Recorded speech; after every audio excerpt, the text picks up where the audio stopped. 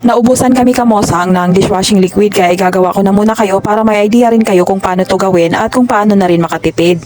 Marami na pong mga DIY kit na mabibili sa Shopee.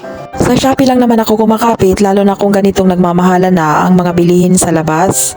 At heto nga, dumating na itong aking parcel at tinutulungan ako nitong si Margie para ma-unbox ang laman at para na rin makita namin kung tama ba itong aking mga in-order. Alam nyo kamosang, madalas akong bumili ng 1 gallon na dishwashing liquid kada maubos ang aming ginagamit. Nasa 165 to 260 pesos din ang per gallon nito, depende kung brand X or merong brand. So, heto na nga, dalawang variant na muna ang itatry natin. Meron tayo ditong apple green at calamansi variant.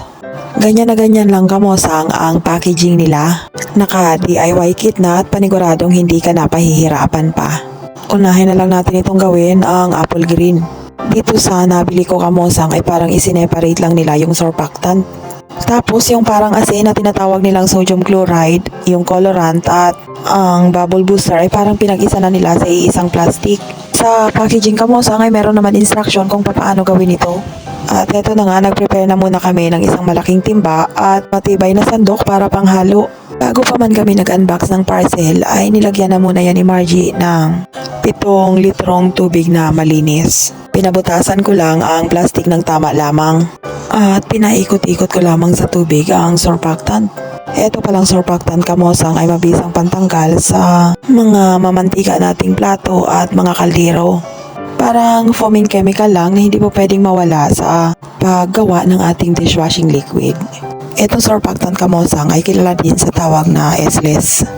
Ito ay malambot na gel at napakatagal nitong matunaw. Kaya mas maigi habang inilalagay ito ay mainam na may humahalo.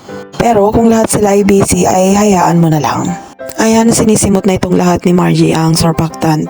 Sinisigurado niya pa na lahat ay maihalo sa tubig. Sayang din naman kasi baka makaisang bote pang gawa. So, hinalo-halo niya na nga ng pabali-baliktad para mas mabilis itong matunaw ang surfactant. Sa paghalo nito ng mixture ay hindi naman talaga requirement ang pressure ng kamay.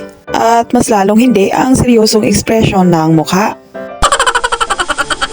Pero kung gigil na gigil ka na sa paghalo ay todo na lang.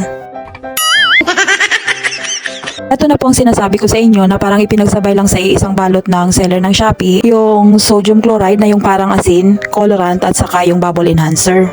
Ganon pa rin ang proseso ni Margie, hinilod niya ng hinilod ang laman ng plastic para maubos ang lahat ng laman. Pareho lang din ang naging proseso niya nang maglagay siya una ng surfactant. Hinalo-halo niya lang ng maigi, pabaliktad para mas matunaw pa ng husto ang mga chemicals na nailagay sa timba. Ay ngayon, hindi na seryoso ang mukha ni Margie na aliw na kasi siya at parang naglalaro lang sa kanyang ginagawa. Sana all.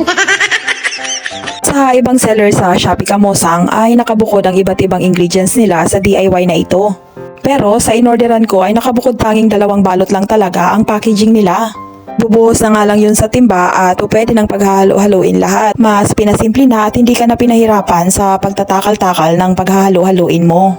Kung malapot na ang iyong mixture ay pwede mo na itong tigilan sa paghahalo. Ganyan po ang magiging itsura niyan pagka confident ka naman na tama ang iyong ginawa. Hindi pa po yan pwedeng gamitin right after na mahalo mo. Ipapagbukas pa po yan para maging clear ang mixture.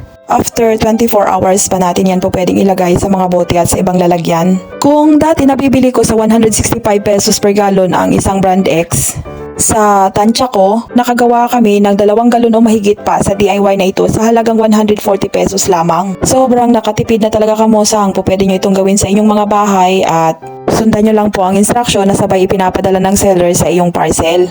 Okay na itong mixture natin at pwedeng iligpit na muna at bukas ay tingnan naman ulit natin kung okay na ang naging resulta. Tatakay pa na muna ito at bukas ay isasalin na sa mga bote at sa ibang pwedeng malagyan. Makalipas ang mahigit 1 buwan ay saka ko palang naalala i-video itong tira na lang sa nagawa namin na DIY dishwashing liquid ni Margie. Hindi ko na namalaya nang naisalin ito pero nakagawa daw kami ng 2.5 galon nito. Ay iba din pala pagka tumatanda na nagiging makakalimutin na.